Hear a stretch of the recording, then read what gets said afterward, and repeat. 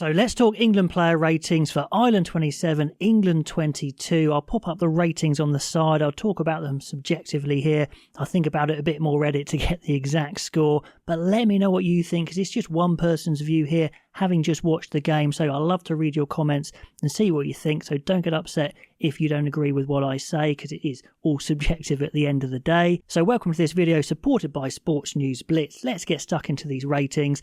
Ellis Genge didn't quite get the joy in the scrum maybe he would have wanted to, but in attack he was absolutely on it. Some good offloading, some big tackles. It was a decent game for him, I think, but yeah, again, didn't quite get the calls in the scrum, but I don't think he was pushed around per se. But let me know, scrum experts out there, what you think. Luke Cowan-Dickie got the nod to start and played really well, actually. He had one poor overthrown line out, but apart from that, he looked, as dominant as I've seen him in the tackle. I thought he looked really good jackling over the ball. So yeah, a decent performance for Luke Cowan-Dickie. Will Stewart, I didn't really notice. Did he get the edge in the scrum? Maybe a bit at times, but again, didn't really see him a whole lot. For Maro Itoje, the captain, I thought he played really well, apart from penalties, which can be his thing, but England in total got pinged too much. But he shot up really well in attack and got his man. He's looking a bit quicker than I thought. So I thought it was a decent game for Itoje. Martin hit really hard. That's what he's meant to do, and he got some massive shots in. But a lot of England's problems wasn't their defence in the pack, it was attack really. But Martin did what he was meant to do. We had double Curry at 6 and 7, and they both played well. Ben Curry, I thought, played the best, actually. He's that bit quicker than Tom Curry. They were both good over the ball.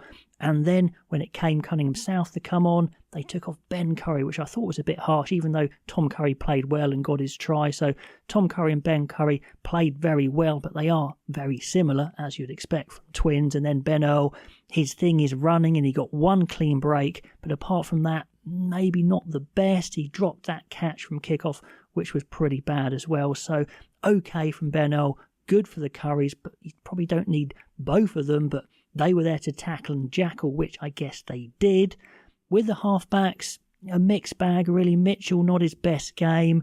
Did a few good things, but didn't really sparkle in attack and missed two bad tackles. One really bad one on low for a try for Gibson Park. So has to be a fairly poor mark for Mitchell. He can do better, but if he missed two tackles, maybe it's not just a chance. Marcus Smith did some good stuff in attack, some good counter-attack, some good breaks, one lovely pass to free Ben Earl, but again, missed a bad tackle or two. But he is very small. He tried when he went to 15 to take some high balls and did okay. But yeah, again, a bit of a mixed bag, but I don't think he should be dropped or anything, but certainly not an all-round package.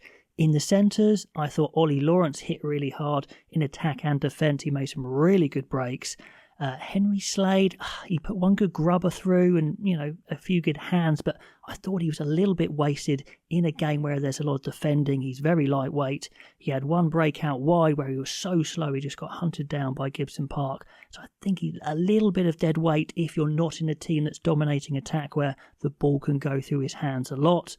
Caden Murley, talk about a mixed bag. Some really good speed. He scored his try. Some kick chase was excellent. But then a couple of absolute blunders in the dead ball area kind of mucked it up for him a bit. So a shame there. Tommy Freeman got his try at the end, but just a couple of times he didn't quite have the pace to break away. Not quite having the impact on the game you'd like. I just don't think he's quite an international winger, although he is an international player. It's just where and how he's used. Freddie Stewart did some brilliant stuff with the high ball, no doubt, on the restarts. One really good crossfield kick above his head, but he just looked quite slow in attack. He can go hard and straight, and that's about it. I think he was a little bit at fault for the Gibson Park try. Should have shown him the outside when he had the extra player. Curry was out there and he let him step him. So, but that's kind of what you get for Freddie Stewart. He did his high ball stuff. He hit hard, but a little bit low on the agility and speed, and we kind of know that. Impacts from the bench, well, Theo Dan was really good for that final try and made a few good breaks. Baxter and Hayes didn't come on for too long and didn't make too much of an impact. Chesma, I thought, did fairly well. Cunningham South came on and made a big blunder, unfortunately, taking Keenan in the air, which was costly. But then he did contribute to the last try, so mixed bag. Tom Willis, I thought, came on and did pretty decently. Triggered a big turnover, a couple of big carries. Randall came on, and the most noticeable thing was his box kick backwards. So that's a shame. You just got to have someone who can box kick in the international game. So that was a bit of a letdown. And Finn Smith came on and did okay, but the game was kind of gone. England couldn't really make that big impact with the bench that they wanted. So anyway, those are my takes on the England players just after the game. I'd love to know what you think in the comments down below. Do like, do subscribe. If you want to follow for the Six Nations, that would be great. And I'll catch you next time.